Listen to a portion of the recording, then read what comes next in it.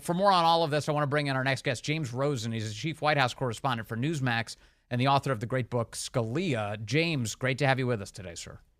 Great to be back with you, Vince. This is yet another inconsistency from this White House. Karine Jean-Pierre just said, no, Biden didn't meet with a doctor at all with this cold, yet the White House was telling reporters last week he met with a doctor and he tested negative for COVID. Can you square that for us? I can't, but I would suggest to you that it's probably on the lower end of the problems that the White House has right now. This is a moment where President Biden is literally, as even CNN has acknowledged, in crisis mode, in survival mode. We've got this delegation of Democratic governors who are going to be descending on the White House for a closed-door meeting with the president at 6:30 p.m. Eastern Time, with still more Democratic governors joining in remotely.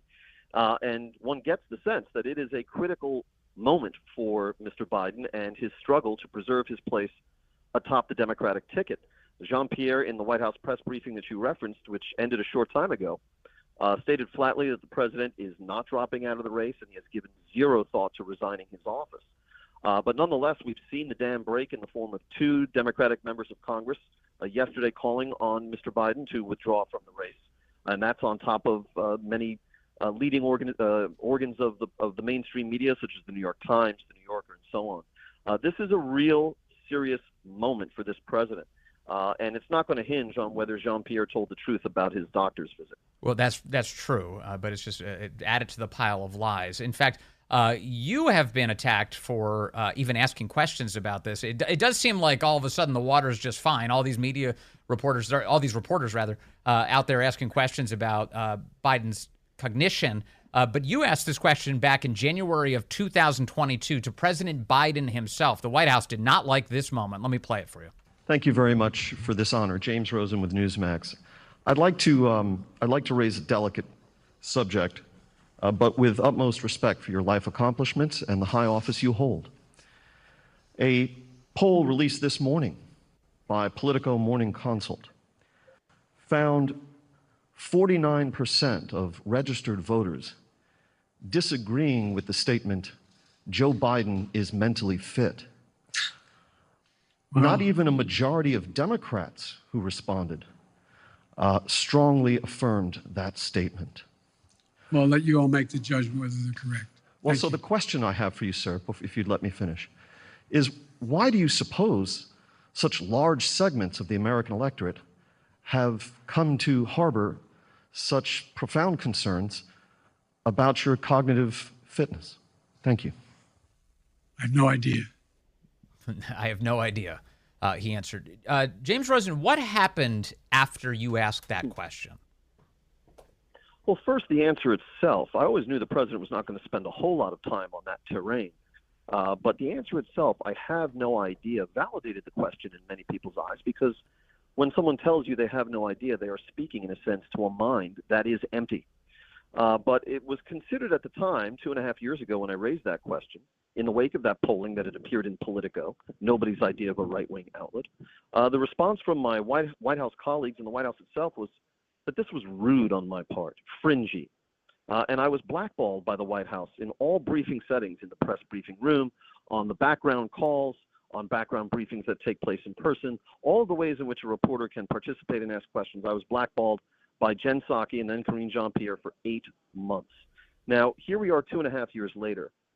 I'm proud to be recognized for being ahead of the curve, but the underlying nature of the subject matter here, Vince, prevents me from feeling any gratification in this. And here we are 2.5 years down the road, and I dare say that this issue has now emerged as the defining issue of the Biden presidency. Did the White House Correspondents Association or any other journalistic organization attempt to get you back on the white list to get you in a position where you could ask these questions, or were you left alone during that fight? I raised the issue a number of times with the White House Correspondents Association, an organization in which I have been a member in good standing for most of the past 25 years. And I was told by various members of the organization, whether it's Caitlin Collins or Kelly O'Donnell, currently, I think, the president of the White House Correspondents Association, and people I've known a long time and respect, that they would raise it, but I never heard back. I tried to address it with Jean-Pierre herself, and we made only limited headway. Today, there came a moment where Jean-Pierre in the White House press briefing was asked by a reporter about published reports that have suggested that during President Biden's preparations for the debate up at Camp David, nap times in the afternoon were built into his schedule. Jean-Pierre flatly refused to address this, and the reason she cited for refusing to address it was because it was based on anonymous sources. Now, she had just spent considerable time in the same briefing addressing directly a New York Times story that was based on anonymous sources that had reported that Mr. Biden has acknowledged to allies, or at least one ally, that he knows he may have to withdraw from this race. That the White House called absolutely false reporting. That was based on anonymous sources. Right. So once that issue about nap time was raised, somebody else asked, well, couldn't he just come to the press briefing room and address us directly? Yeah. And I interjected to say, if he's awake. And both Kelly O'Donnell in the front row and Karine Jean-Pierre denounced that interjection as inappropriate. But it seems to me, having refused to address the nap time question, Jean-Pierre herself left open the possibility that the president was, in fact, at the afternoon hour in which the briefing was being held, napping. And so that's why I interjected as I did. I was curious. I was asking before you came on. I was like, I thought that was James Rosen's voice. I suspected it was you. Let me, if I might, James, I'd like people to hear this audio. This is today, Kelly O'Donnell speaking to Karine Jean-Pierre. You'll hear James Rosen speak up as well. Is there any discussion that if the president were to suspend his campaign, that he would also resign? Are there any discussions about the vice president assuming his duties? Absolutely not. Go ahead, Kelly.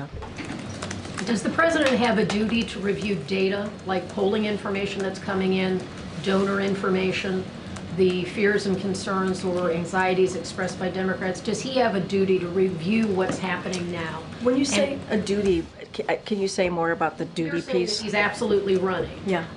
Well, he's saying that, and I'm sharing with you his view. And we would invite the president to come here and tell us that directly. Noted, Kelly. But if he's awake. That's inappropriate. As you heard from your colleague, the president of the WHA, that's inappropriate. Thank you, Kelly.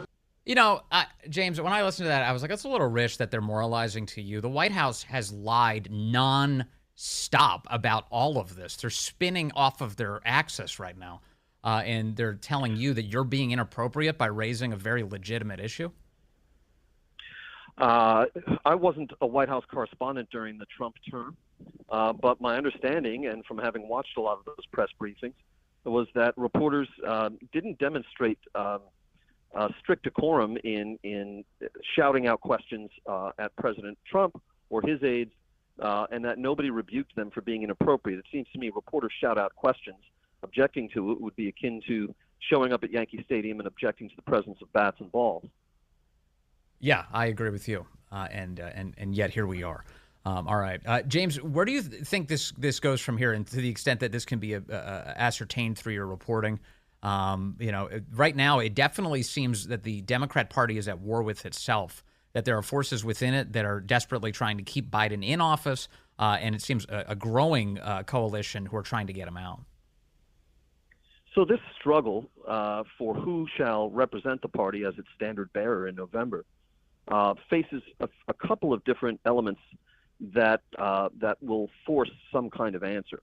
One is a ticking clock element, which is to say the state of Ohio has a state law that mandates that the nominee of the party shall be known and placed on the ballot in Ohio by a date certain, which is before the Democratic convention. Right. That date is something like 35 days away. So if there were to be a switcheroo of any kind, in order for the nominee to appear on the ballot in the all-important state of Ohio, it would have to be made in the next 30-some-odd days.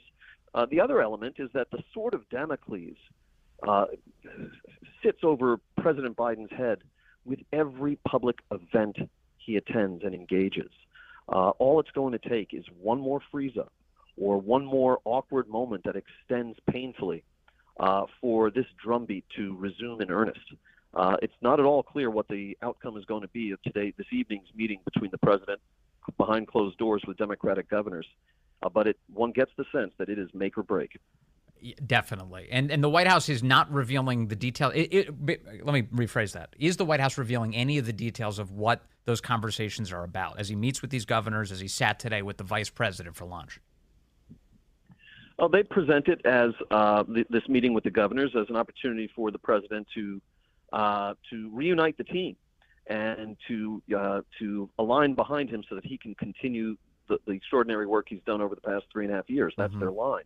As for today's lunch between President Biden and Vice President Harris at 12:15 p.m. Eastern Time in the president's private dining room, the substance, the atmospherics of that session remain unknown to reporters at this time.